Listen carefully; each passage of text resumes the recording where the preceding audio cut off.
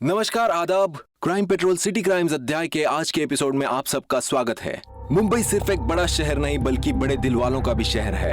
एक माया नगरी जो कुछ लोगों की जन्म भूमि है तो कुछ लोग इसे अपनी कर्म भूमि मानते हैं। यहाँ के चॉल्स, वाड़ी और फ्लैट्स में एक अलग ही दुनिया बसती है, जहाँ पड़ोसी एक दूसरे को जानते हैं, अपना सगा मानते हैं, सुख दुख, तीज त्योहार साथ मिलकर मनाते हैं। यहाँ अब भी अपने पड़ोसियों के लिए लोग हमेशा अपने दरवाजे खुले रखते हैं। लेकिन क्या सच में आज के दौर में हम सब सुरक्षित हैं? क्या हम सच में अपने आसपास के लोगों को उतनी अच्छी तरह से जानते हैं जितना कि हमें लगता है?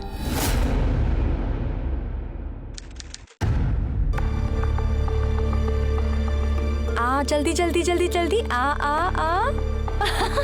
अरे वाह, वेरी गुड। डर नहीं लग रहा ना बेटा? वापस करेंगे। हाँ चलो चलो जल्दी चलो, ये संभाल के। हाँ जल्दी आओ। आ जाओ। हाय भाभी। हाय। हाय वर्षा। आओ बेटा जल्दी आओ। आओ फिर से एक बार करेंगे। आओ आओ आओ आओ, वेरी गुड।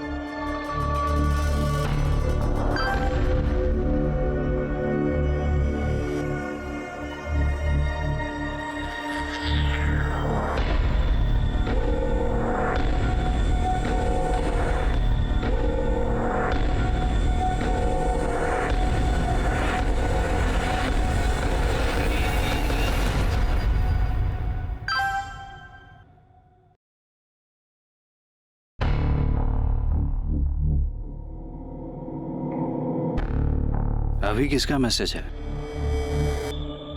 कुछ नहीं, जंक मेल है। इतनी गर्म चाय आई। अगर इतनी जल्दी थी तो फिर चाय की जगह शरबत दे देती मुझे। तो पन्ना ये लो जल्दी रखो और चलो जल्दी करो। हाँ हाँ हाँ। हाँ ओके।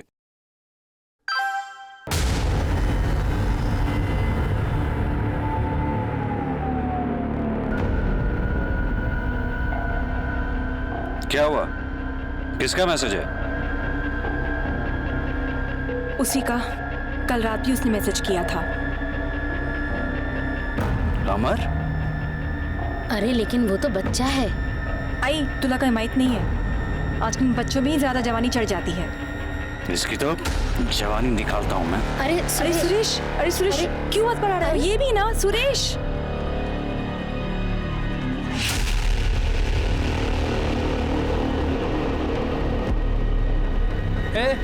क्या बकवास है ये सब? हाँ क्या बकवास है? तेरी बीबी का फोटो है, इसमें चिल्लाने का क्या? तारीफ ही तो की है। यही सब सिखाते हैं तुमको कॉलेज में? बच्चे हो तो बच्चे बन के रहो, समझे? चिल्लाओ मत। सोशल मीडिया पे कमेंट्स किए, क्या गलत किया इसमें? बीवी है मेरी। ओए इतनी जलन हो रही ना तो संभाल अपनी बीवी को। सोशल मीडिया पे फोटोज डालेंगे तो कमेंट्स आएंगे। मुंह तोड़ डालूंगा। अरे छोड़ो मुंह तोड़ दूंगा मैं तेरा। लगता किसी और के साथ सारा बोलना तेरी तो जान से मार डालूंगा तेरे को मैं। टच करके दिखा, देख तेरे खानदान के साथ क्या करता टच करके दिखा, तू मारूंगा तुझे मैं। क्यों लड़ रहा है साले? हट। अरे चल चल, खुद की बीवी को संभाल नहीं सकते, आए दूसरे को बोल ले साला। अरे मैसेज करता है मेरी बीवी को। ये चलो।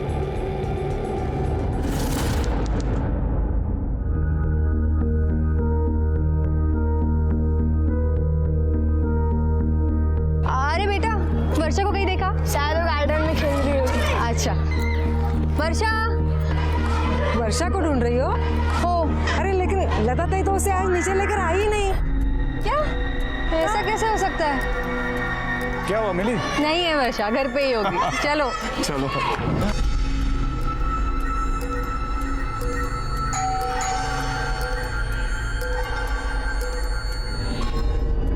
आई।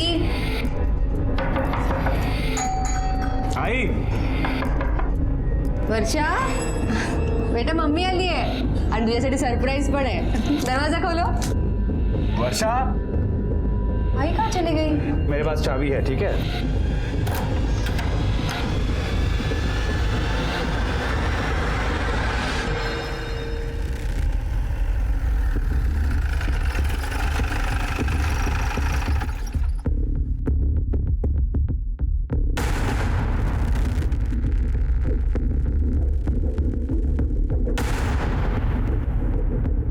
चलो आगे चलो, बस उठो।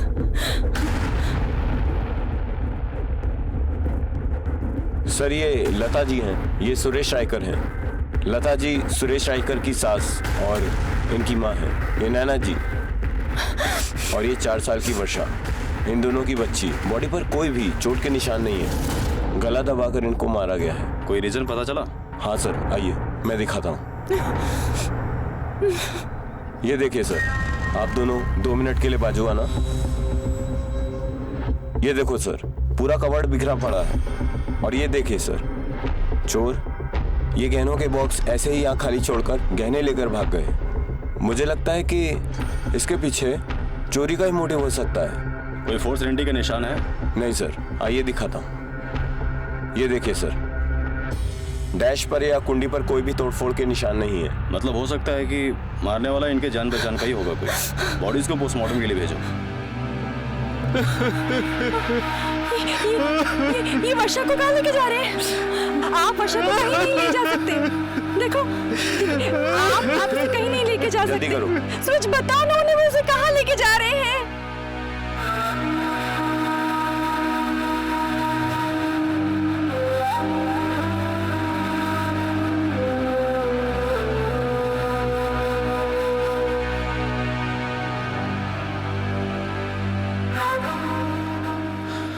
देखिए, मैं आप लोगों की हालत समझ सकता हूँ, लेकिन कुछ सवाल तो आपसे पूछने होंगे। आइए। देखने से ये हत्या चोरी के मकसद से की गई नजर आ रही है। क्या क्या सामान चोरी हुआ है आपके यहाँ से? कुछ 8-10 हज़ार के कैश होंगे सर, और आई के और नैना के गहने। कितने के गहने होंगे?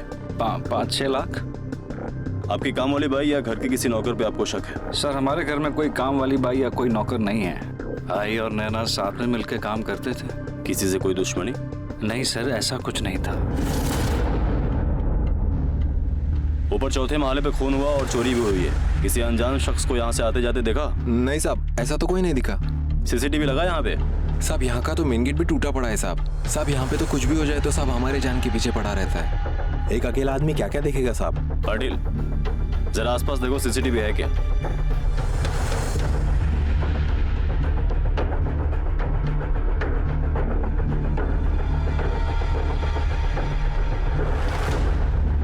हाँ सर। ये बाजू की दुकान कितने बजे खुलती है? बाजू की दुकान का मालिक हज पे गया है, 1 हफ्ते बाद आएगा।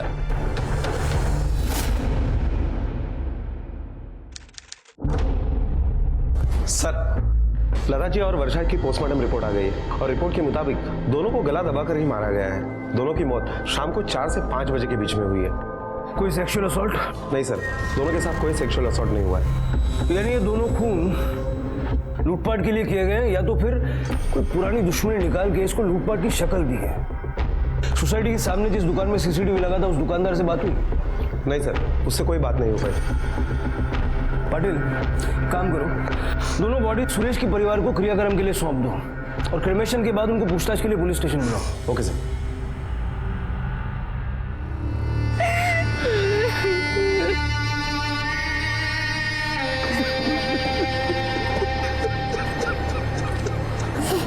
वर्षा, वर्षा, वर्षा, मेरे बच्चे।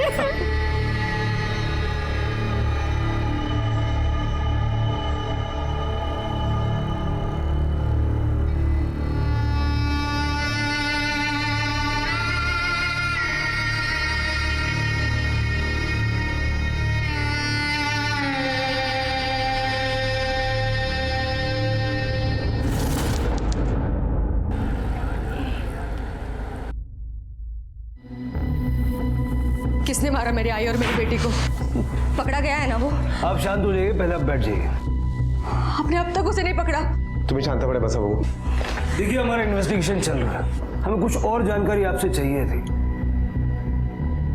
क्या जानना चाहते हैं आप? हम दोनों अपनी अपनी ऑफिस चले गए थे और हमारे जाने के बाद कौन आया वो हम कैसे बता सकते हैं? जो लता जी हैं, ये आपकी माँ नहीं थी, इनकी माँ थी। जी। आप दोनों के साथ ही रहती थी? एक्चुअली नैना के बाबा एक्सपायर्ड होने के बाद आई को हमने हमारे साथ रख लिया था, क्योंकि उनकी देखभाल करने वाला कोई था नहीं। वो बिल्कुल मेरे आई की जैसी थी। वर्षा को बहुत प्यार करती थी वो। हो सकता है कि आपका किसी के साथ झगड़ा हुआ और उसी ने ये अमर ने ये सब कुछ किया होगा।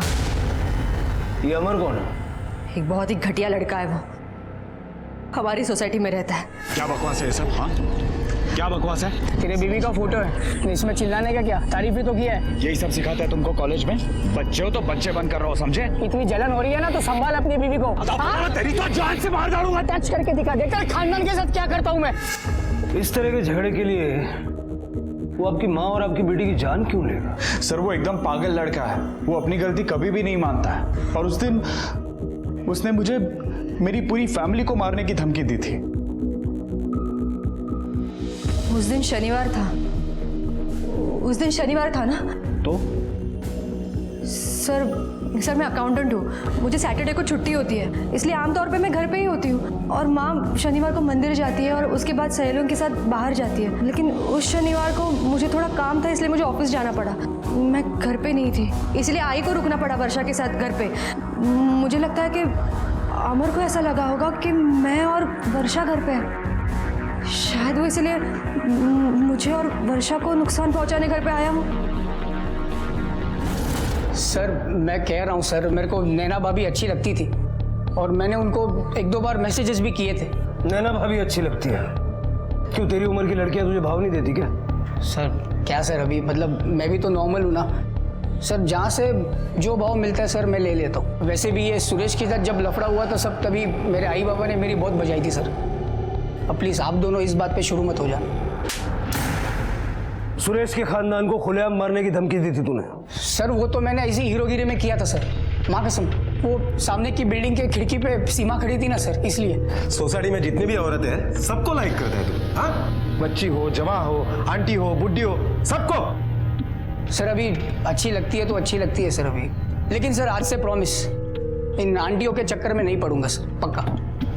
सुरेश से बहस होने के बाद तूने नैना को कांटेक्ट नहीं किया? सर नहीं सर, जरा भी नहीं। मतलब 1-2 बार जब किया तब सुरेश इतना पागल होगा कि मेरे को काटने दौड़ा सर। मैंने नैना भाभी को कब से अनफ्रेंड कर दिया है। ताकि कोई तुझ पे शक न करे? सर अभी क्यों सर, खाली फोकर मेरे को इस केस में घसीट रहे हो सर। जिस दिन मर्डर हुआ उस दिन कहाँ था तू? सर दोस्त के घर पे, उसका बर्थडे पार्टी था। चाहिए तो चेक करो सर, अब दोपहर से रात तक वहीं था मैं। तेरे दोस्त का नाम पता सब लिखवा। चल सर चल चल चल। अमर से हमने पूछताछ की और उसके स्टेटमेंट की हम जांच कर रहे हैं। अमर के अलावा कोई और है जिस पे आपको शक हो? नहीं सर। घर के दरवाजे पर कोई फोर्स एंट्री के निशान नहीं मिले। इसका मतलब है कि आपकी आई उस खूनी को जानती थी, उसी ने ही उस खूनी को अंदर लिया था। कौन हो सकता है वो? उस वक्त आपके घर पर कौन आता जाता है?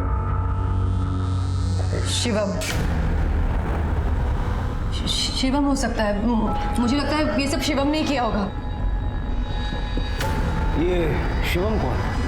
सर शिवम हमारी सोसाइटी में रहता है और वो आई और वर्षा के साथ बहुत अच्छी तरह से घुल मिल गया। नहीं, वो हमेशा मुझे अजीब ही लगता था सर।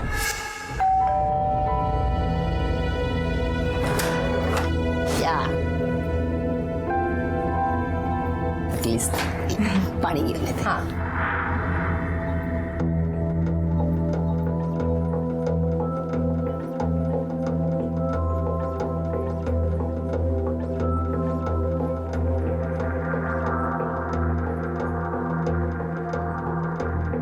भाई ये कौन है? शिवम भैया।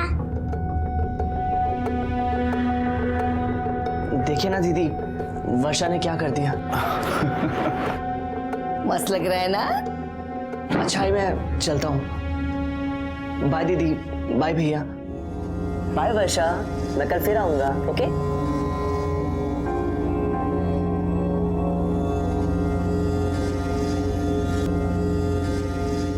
क्या है ये सब? हाँ, देख दोबारा ऐसे घर में मत लेना, मुझे बहुत अजीब लगता है ये लड़का। तू भी ना, बहुत अच्छा लड़का है वो, अपनी वर्षा के साथ खेलने के लिए आता है। वर्षा का भी मन लगा रहता है। और हाँ, वो दोनों मेरे सामने ही खेलते हैं। तू टेंशन मत ले, मैं चाय लेके आती हूँ, बैठ। तो आपको लगता है कि शिवम ने ही ये सब किया? पता नहीं सर, अब वो एक ही इंसान ऐसा था जो हमेशा हमारे घर पे पड़ा रहता था। ये क्या बोले जा रही हो तुम नैना? शिवम क्यों मारेगा वर्षा और आई को? वो तो वर्षा को कितना प्यार करता था। मेरी कुछ समझ में नहीं आ रहा है सुरेश, क्या बोलूं, बताओ मुझे, ये सब कोई क्यों करेगा, क्यों मारेगा वर्षा को और मेरे आई को?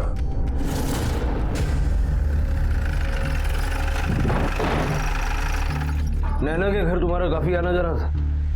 जी सर, वर्षा और काकी मेरे लिए फैमिली थे। 4 तारीख को दोपहर 3 से 5 के बीच कहाँ थे तुम? सर मैं इंजीनियरिंग कॉलेज में पढ़ता हूँ। 3 से 5 बजे के बीच में मोस्टली मैं कॉलेज से घर आ रहा होता हूँ। उस दिन जब घर आया तो मुझे पता चला कि वर्षा और काकी। नैना ने बताया कि तुम उसकी आई और वर्षा के काफी क्लोज थे। कभी उनका किसी से कोई झगड़ा वगैरह हुआ? नहीं सर, उनका झगड़ा किसी के साथ नहीं हुआ।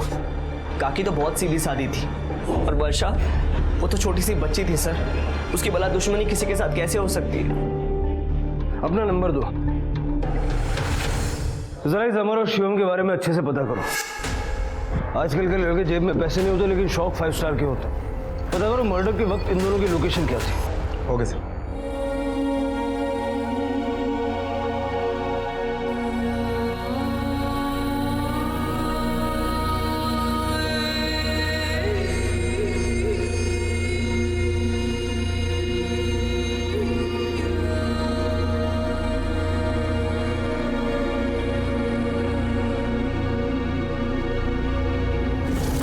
सर, ये अमर सच बोल रहा है। जिस दिन ये हादसा हुआ उस दिन देर रात तक वो अपने दोस्तों के साथ पार्टी मना रहा था। पार्टी में और भी कई सारे लोग थे। मैंने उनसे भी इस बात की पुष्टि की है कि अमर वहीं पर था। उसके मोबाइल के लोकेशन के मुताबिक ये भी पता चल रहा है कि वो पार्टी में ही था, वो सोसाइटी में आया ही नहीं था। और शिवम? सर शिवम उस दिन कॉलेज में था। दोपहर 3 से 5 बजे के बीच में उसके मोबाइल लोकेशन के अकॉर्डिंग वो ट्रैवल कर रहा था कॉलेज से घर तक। इस क्राइम सीन से उसका कुछ लेना देना नहीं है।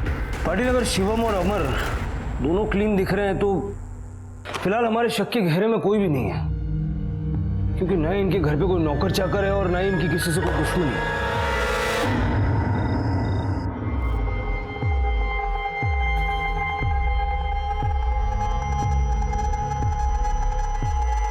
नैना,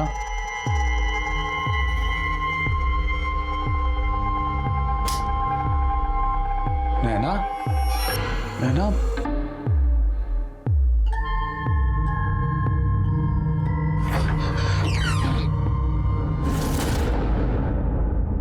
नैना, नैना, नैना, नैना, हौसला रखो नैना, संभालो अपने आप को। कैसे संभालूं सुरेश, कैसे संभालूं मैं अपने आप को? मैं मेरी बच्ची को नहीं बचा पाई सुरेश, मैं कुछ नहीं कर पाई उसके लिए। अगर उस दिन मैं घर में होती ना तो ये सब नहीं होता, मेरी बच्ची बच जाती सुरेश। ये सब मेरी वजह से हुआ है। सर ये देखिए, सोसाइटी के सामने वाली दुकान की सीसीटीवी फुटेज आ गई है। सर ज्यादा लोग अंदर बाहर नहीं गए, लेकिन ये औरत ही सबसे ज्यादा सस्पिशियस लग रही है। पाटिल, ये लेफ्ट वाले रोड का सीसीटीवी कैमरा भी जरा चेक करो। हो सकता है मैं ये पता चले कि औरत किस तरफ गई। हो सकता है उसकी शक्ल ठीक से हमें देखने मिले। और एक काम करो, सुरेश और नैना को भी बुलाओ।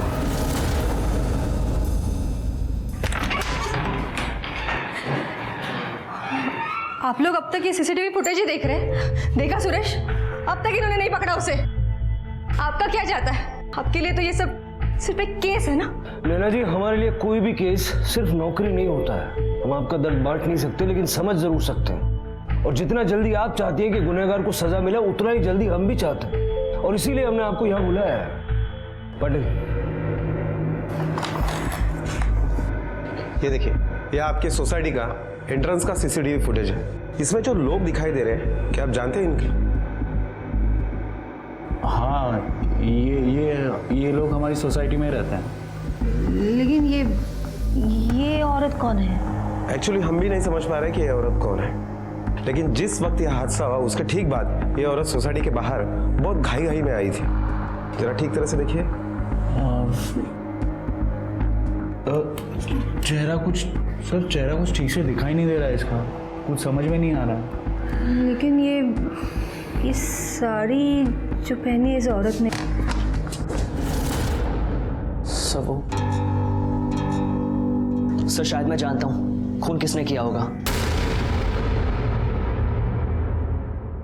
किसने? सर आपने मुझसे पूछा था ना कि काकी का झगड़ा किसी के साथ हुआ था नहीं हुआ था, मुझे याद आ रहा सीधा आपके पास आ गया, महेश काका के साथ। महेश काका? ये महेश काका कौन है? महेश काका हमारी सोसाइटी में रहते हैं सर, काफी बड़े हैं वो। सर मुझे लगता है उन्होंने खून किया है। लेकिन तुम्हें क्यों ऐसा लगता है? मतलब उनका आई के साथ क्या कोई झगड़ा हुआ था? हुआ था। अरे वर्षा बेटा, क्या कर रही है तू? खेल रही है अकेली? और साइकिल खेल रही है तू? ओ मुझे चले। भाई जरा लक्ष्य ठेव हो, जमाना बड़ा खराब है, ऐसे किसी को भी बच्ची को हाथ लगाने मत दिया कर। जो बहुत ओ खाली देवा, नीचे उतारो उसको। उतर गया नीचे, हाथ मत लगाना मेरी वर्षा को। अरे लता बहन, आप समझते वैसा कुछ भी नहीं है, मैं तो उसे खिला रहा था, बस चॉकलेट दिया और कुछ नहीं। बस मुझे आपकी कोई बात नहीं सुननी है। अगर फिर आप वर्षा के आसपास दिखे तो आपके उम्र का लिहाज नहीं रखूंगी मैं, और हाँ सारी सोसाइटी के सामने तमाशा बना के रखूंगी आपका।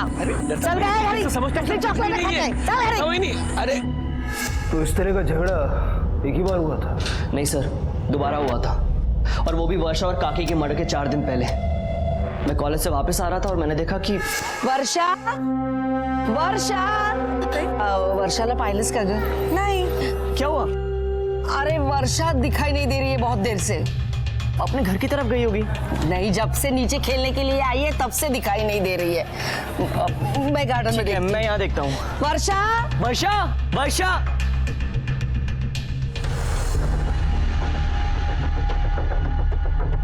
वर्षा वर्षा काकी, हाँ जल्दी आइए।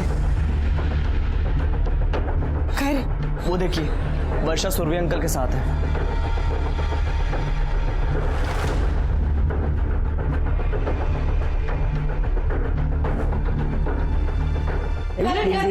नीचे उतर उसको, खाली उतर गया। सांगुड्या जा, यहाँ पूरे वर्षाला हाथ लावायचा नहीं। हाँ अरे मैं तो सिर्फ उसके साथ खेल रहा था, बाकी कुछ भी नहीं। मुझे कुछ नहीं सुनना है। एक बात याद रखना, अगर वर्षा को हाथ लगाया ना तो देख लेना, पुलिस बुलाऊंगी मैं। हाँ चल गए घरी। मेरी बात सुनो लता बहनी, मी घरी नेऊन। आपको आपकी आई ने इस बारे में बताया था? हाँ सर, एक बार आई ने मुझे बताया तो था कि उसका सुरवे काका के साथ झगड़ा हुआ था, लेकिन उसने ये भी कहा था कि उसने समझा दिया है सुरवे काका का और वो दोबारा ऐसा नहीं करेंगे। उसके बाद मैं भूल गई थी। अब शिवम ने कहा तो मुझे याद आया इस बारे में। सुरवे, शर्म नहीं आती आपको ऐसी हरकत करते हुए? क्या बोलते हैं साहब?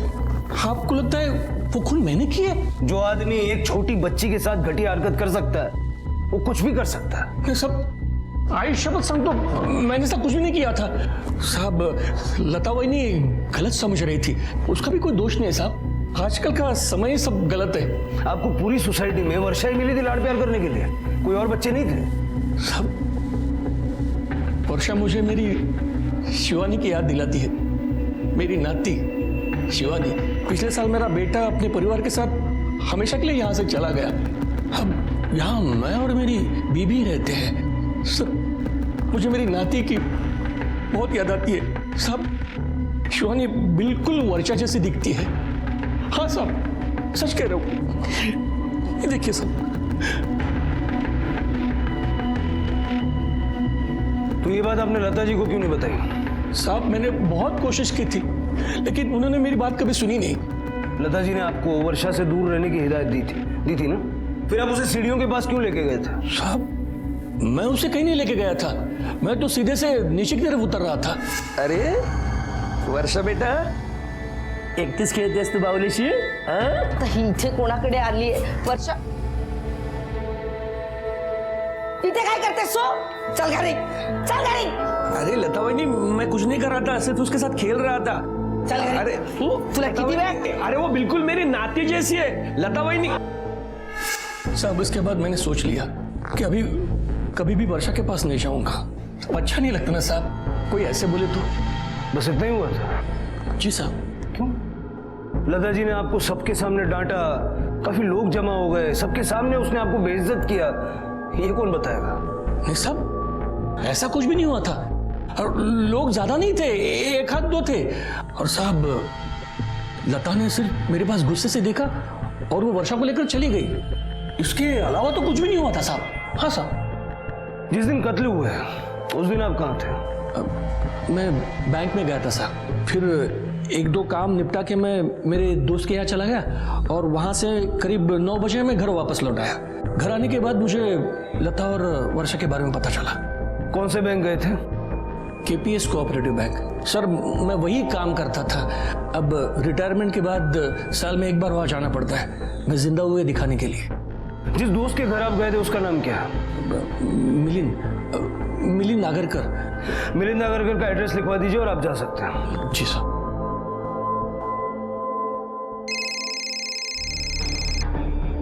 हेलो शिवम, ये सुरवे की कहानी को इतना बढ़ा चढ़ा के क्यों बताया? नहीं सर, मैंने जो देखा आपको वही बताया। बड़ा तमाशा हुआ था, काफी लोग आए थे। तो चल सबके नाम बता। उस वक्त वहां पे कौन कौन मौजूद था?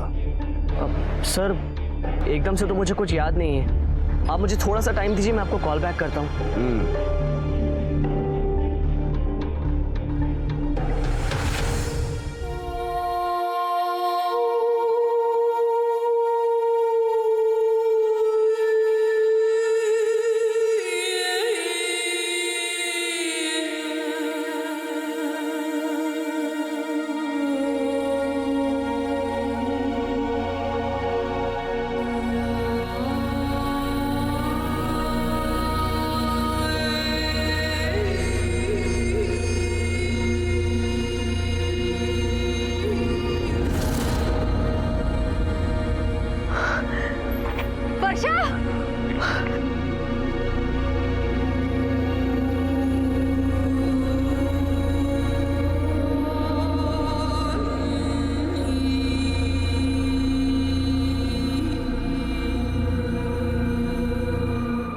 क्या शिवम गे है?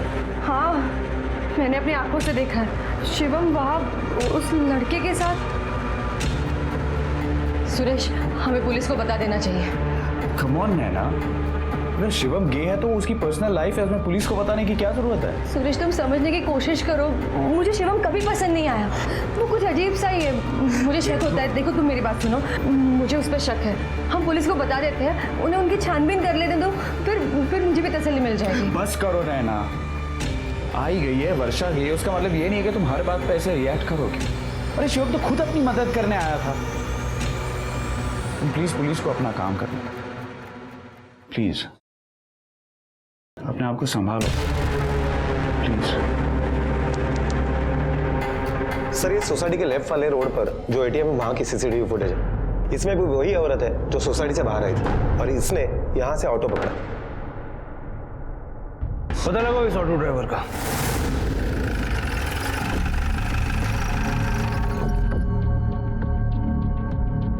हाँ सर, बांद्रा फ्लाईओवर के लिए ऑटो लिया था इसने। बांद्रा फ्लाईओवर? रिक्शा तो उसके आगे जाती नहीं है। उस औरत के बारे में और कुछ बता सकते हो जो तुम्हें अच्छी तरह से याद हो? बहुत अजीब औरत थी साहब, पूरा मुंह अपना साड़ी से ढक लिया था उसने। सूरज जी ने बताया कि उस दिन वो आपके साथ थे। हाँ, यहाँ आया था वो, करीब 3 बजे आया था। फिर हमने चाय पी ली और वो चला गया। चाय पी के चले गए? हाँ।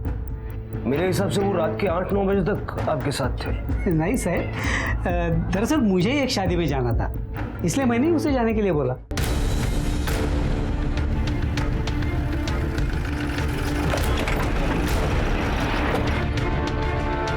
रिका में वो यहाँ तक रिक्शा से आई होगी और रिक्शा यहीं तक आती है।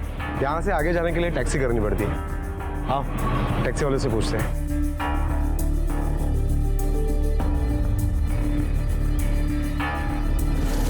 सुरवे साहब, झूठ तो बेहतरीन बोला आपने, लेकिन आप ये भूल गए कि झूठ की उम्र ज्यादा लंबी नहीं होती। आखिरी मौका देता हूँ सच बोलने का। दोपहर 3:30 के बाद आप कहाँ गए थे? लता जी से बदला लेने? अरे नहीं सर कोई बात ही नहीं हुई तो बदला किस चीज का लूंगा मैं? फिर गए कहाँ थे? उस सर मैं लाने के लिए गया था। अब रिटायरमेंट के बाद थोड़ी की आदत लगी ना, तो जब भी वक्त मिलता है मैं वहाँ चला जाता हूँ। उस दिन भी मैं वही गया था। हाँ सर, सच कह रहा हूं, मैंने कुछ नहीं किया। मेरा यकीन करो सर। अरे सुनो, इस औरत को यहाँ से टाउन की तरफ कभी छोड़ा है? हाँ साहब, सीएसटी के लिए टैक्सी ली थी। तुम्हें क्या तुम्हारे सारे पैसेंजर याद रहते हैं? नहीं नहीं साहब, पर हम जब बाइखला पहुंचे तो ये बोलती है कि इसको वापस बांद्रा जाना है। बांद्रा? बांद्रा में कहाँ छोड़ा उसे? वो सब लिंकिंग रोड के जंक्शन पे छोड़ा। सर सूरबे सच बोल रहा है। हमने उसकी पत्नी से भी पूछा। उस रात जब उसकी पत्नी ने उसको घर बुलाने के लिए फोन किया तो वो चरस के नशे में था। हमने वहाँ के लोगों से भी पूछा, उन लोगों ने भी बताया। और सर उसके फोन का लोकेशन भी उस एरिया में ही एक्टिव था।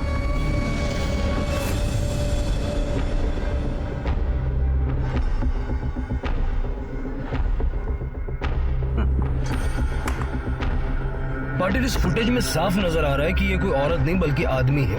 इस रिक्शा के नंबर से जरा इस रिक्शा वाले का पता लगाओ। Okay sir. पुलिस लता और वर्षा के कातिल तक पहुंचने की पूरी कोशिश कर रही थी। वो उस औरत का भी पता कर रही थी जो कत्ल वाले दिन सोसाइटी से निकली थी, लेकिन आगे का रास्ता काफी मुश्किल उभरा था क्योंकि पुलिस के पास कोई भी पुख्ता सबूत या गवाह नहीं थे। उधर नैना की हालत दिन ब दिन खराब होती जा रही थी। अपनी बेटी और माँ को खोने का बहुत बड़ा सदमा लगा था उसे। वो उस कातिल को सजा दिलवाना चाहती थी और अब उसकी हालत ऐसी थी कि वो हर किसी पर शक कर रही थी। नैना, नैना,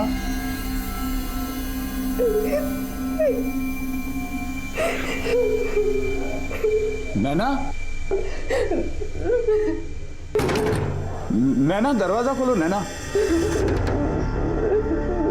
नैना,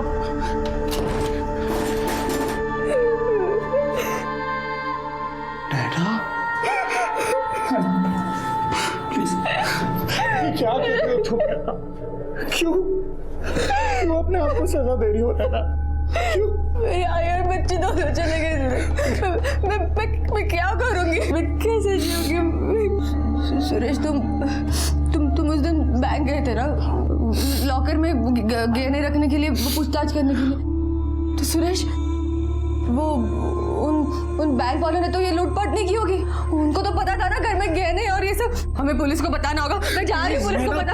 प्लीज नैना, प्लीज तुम पुलिस को कुछ नहीं बताओगी। पागल समझेंगे वो लोग तुम्हें। प्लीज नैना, संभालो अपने आप को नैना, प्लीज। नहीं, लेकिन मेरी बात सुनो। देखो सुरेश, कुछ भी हो सकता है, कोई भी मार सकता है मेरी आई को। हमें बताना होगा पुलिस को। संभालो अपने आप को नैना, संभालो प्लीज। ठीक तरह से देखकर बता, पहचानता है इसे? साहब ये बांद्रा में बैठी थी साहब, और मैंने इसको एमजी रोड गोरेगांव में छोड़ा था। कुछ याद है इसके बारे में? आप ही साहब, याद क्या करने का साहब, वो किन्नर जैसी थी साहब। खत खाती भी लड़की जैसी नहीं थी, और साहब मुंह पूरा ढका हुआ था उसका। कोई खास चीज याद है? हाँ साहब, उसके हाथ में एक थैली थी। ठीक है, अगर जरूरत पड़ी तो फिर से बुलाएंगे। अभी जाओ। ठीक है सर। सर, इसका मतलब है वो घूम फिर कर फिर उसी जगह पर आ गया। और उसके हाथ में वो थैली भी थी। सर, उस थैली में जरूर ज्वेलरी होगी। उसने सोचा होगा कि वो सीएसटी जाकर उस ज्वेलरी को बेच सकता है, लेकिन फिर शायद उसने अपना मन बदल लिया और वो वापस आ गया और फिर यहीं के आसपास के किसी ज्वेलरी शॉप में उस ज्वेलरी को बेचने की कोशिश की। पाटिल, ये भी हो सकता है कि खून करके वो भागा, लेकिन बाद में उसे लगा कि अगर वो भाग जाएगा तो पुलिस सबसे ज्यादा उस पर शक करेगी और इसीलिए वो वापस आ गया। ऐसा करो, उस एरिया के और आसपास के सारे ज्वेलरी शॉप में पता करो, हो सकता है हमें कोई लीड मिल जाए। Okay sir. सर, नैना रायकर आई है। भेजो। आ जाइए। सर, मुझे आपको एक बात बतानी थी। उस दिन सीसीटीवी फुटेज में उस औरत ने जो साड़ी पहनी थी वो मेरी आई की है सर। मुझे उसी दिन शक हुआ था, लेकिन कुछ याद नहीं आ रहा था। फिर मैंने चेक किया तो पता चला कि मेरे आई की वो साड़ी गायब है। खून करने के बाद किसी ने पहचान छुपाने के लिए वो साड़ी पहनी। किसी और ने नहीं सर, शिवम ने। शिवम गे है सर।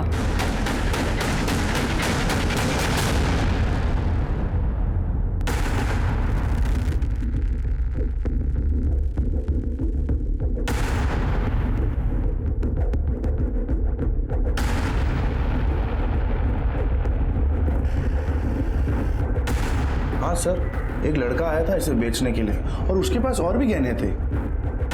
तो आपने खरीदे? ना सर, मुझे तो पहले से लगा था कि ये शायद चोरी के हैं। और वैसे भी जवान लड़का गहने बेचने नहीं आता है। आमतौर पे औरतें या तो कपल्स ही आते हैं। और वैसे भी मेरे दुकान में CCTV कैमरा लगे हुए हैं। आपको चाहिए तो मैं आपको फुटेज निकलवा के दिखा दूँ। दे दो। सर, किलर ने जिस ज्वेलरी शॉप में ज्वेलरी बेचने की कोशिश की वहां के CCTV फुटेज आ गए। चलो। सर, आई एम श्योर कि ये शिवम ही होगा। सर, ये शिवम नहीं, कोई और ही है। पाटिल, हो सकता है कि ये लड़का शिवम, अमर या सुरवे में से किसी के साथ मिला हुआ हो। इसे पहचानते हो? नहीं, इसे तो हम नहीं पहचानते। माणिक मैडम, काय कळलं? नहीं सर। नक्की? सर, किसी ने पहचाना? मैंने भी पूरी सोसाइटी में पूछताछ की, लेकिन इसे कोई नहीं पहचानता। रेखा में सर, शिवम को बुलाओ। हो सर 1 मिनिट थांबा। सर, शिवम और उसकी फैमिली कल रात को ही कानपुर शिफ्ट हो गए। शिवम को फोन लगाओ।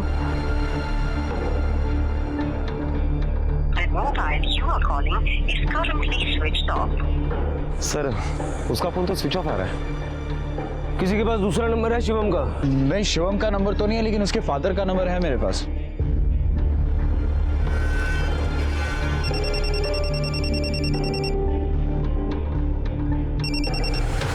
Hello, mister Anil Gupta. हाँ जी, बोल रहा हूँ, कहिए। शिवम आपका बेटा है? जी हाँ, शिवम हमारा बेटा है। कहिए, बात क्या है? कुछ खास नहीं, वो वर्षा के केस में जरा उससे बात करनी थी। उसको फोन लगा रहा था, नंबर लग नहीं रहा। कोई बात नहीं सर, मैं अभी उससे बात कराता हूँ, वो यहीं पे है। शिवम बेटा, आपका फोन बचा है। हेलो। शिवम कहाँ हो? फोन लगा रहे, लग नहीं रहा तुम्हारा। सर, एक्चुअली मैं कानपुर में ही हूँ, कल ही शिफ्ट हुआ। बाबा रिटायर हो चुके हैं तो हम लोग कानपुर में आ गए। वैसे मेरे पास यहाँ का लोकल नंबर भी है, आप वो ले लीजिए। दो। मैं आपके इस नंबर पे मैसेज कर देता हूँ। ठीक है। वैसे सर, कातिल का कुछ पता चला? पकड़ा जाएगा, भाग कर जाएगा कहाँ तक। नंबर याद से भेज देना। जी सर, बिल्कुल। पाटिल। हाँ सर। कानपुर पुलिस को इन्फॉर्म करो कि शिवम पर नजर रखें। Okay sir.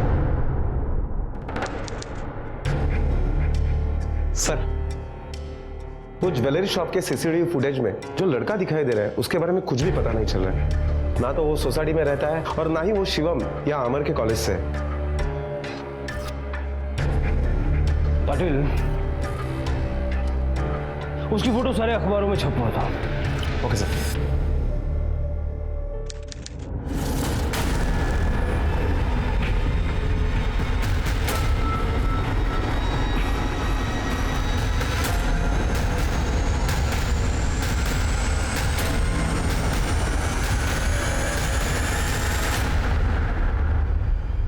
डॉक्टर दीक्षित। जी जी, आइए बैठिए। मैंने ही आपको फ़ोन किया था। ये जो फोटोग्राफ आपने अखबार में दिया था ना, ये लड़का आया था मेरे क्लिनिक पर। किस लिए? सेक्स चेंज ऑपरेशन के लिए। ये इसका ऑपरेशन करना था? नहीं नहीं, इसके साथ एक लड़का और था, आई गेस इसका पार्टनर था वो, उसके ऑपरेशन के लिए आया था। पाटिल,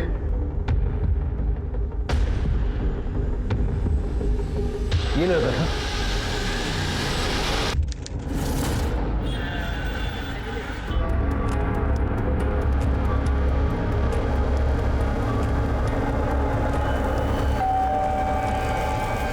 मेरे दोस्त होंगे, मुझे लेने आए होंगे। लेने ही आए हैं तुझे? लेकिन सर, इसने किया क्या है? अपने बेटे से पूछिए कैसे नाम रोशन किया है आपका। चल सर। लेकिन सर, मेरी बात।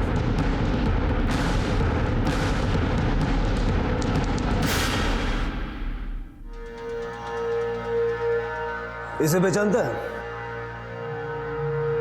नहीं, मैं नहीं जानता। देखिए सर, मैंने कुछ भी नहीं किया। आप लोग मुझे फालतू में फंसाने की कोशिश मत कीजिए। देखा मैं, देख, ये वही लड़का है जिसके साथ डॉक्टर अशोक मोरे के क्लिनिक में सेक्स चेंज का ऑपरेशन करवाने के लिए तू गया था। अब सच बोलेगा या इस डॉक्टर की दवाई चाहिए? सब मैं गे हूँ और ये फोटोग्राफ में लड़का मेरा बॉयफ्रेंड है। हम दोनों एक दूसरे से प्यार करते हैं और शादी करना चाहते थे, लेकिन उसने कहा कि सोसाइटी में एक्सेप्ट नहीं करेगी, इसलिए मुझे किसी भी हालत में अपना सेक्स चेंज करवाना था। हम बहुत सारे डॉक्टर्स के पास गए, कोई 25 लाख बोल रहा था, कोई 20 लाख बोल रहा था। फिर हमें एक डॉक्टर मिला जो 5 लाख में मान गया, लेकिन सबसे बड़ा मुद्दा यह था कि 5 लाख का भी इंतजाम कहां से होता। फिर उस दिन सॉरी शिवम कैसा है? अच्छा हूँ, बहुत जल्दी में लग रहे हैं, कहीं जा रहे हैं? हाँ बैंक जा रहा हूँ। चेक जमा करवाने? अरे नहीं लॉकर खुलवाने जा रहा हूँ। आई और नैना के गहने ऐसे ही घर पे पड़े हैं और आजकल तो जमाना तुझे पता है कैसा हो गया, और वो लोग हमेशा घर पे अकेले रहते हैं तो थोड़ा डर लगता है। चल बाय। जी सर, कुछ समझ में नहीं आ रहा था कि क्या करूं क्या ना करूं, दिमाग काम ही नहीं कर रहा था। इसलिए मैंने अपने बॉयफ्रेंड को बुलाया और उसे फोन दिया और उसे कहा कि कॉलेज के आसपास रहे। उसके बाद मैं सीधा काकी के घर गया और मैंने उनकी खीर में बेहोशी वाली दवाई मिला दी। मुझे लगा कि काकी और वर्षा बेहोश हो जाएंगे और मैं चुपके से गहने और पैसे निकाल के चला जाऊंगा। आई ये देखिए, मैं आपके लिए खीर लेके आया हूँ और वर्षा के लिए भी। कहाँ है वर्षा? अरे अरे कितना अच्छा बच्चा है तू, पर आज तो मैं खीर खा नहीं सकती, मेरा उपवास है। और वर्षा तो खीर को छूती तक नहीं, तो लेके जा। ठीक है सब, मुझे किसी भी हालत में ऑपरेशन करवाना था, वरना मेरा बॉयफ्रेंड मुझे छोड़ देता। और अगर आई पैसे और गहने लॉकर में रखती थी तो मैं उन्हें कभी नहीं निकाल पाता। इसलिए मुझे किसी भी हालत में आई को बेहोश करना ही था।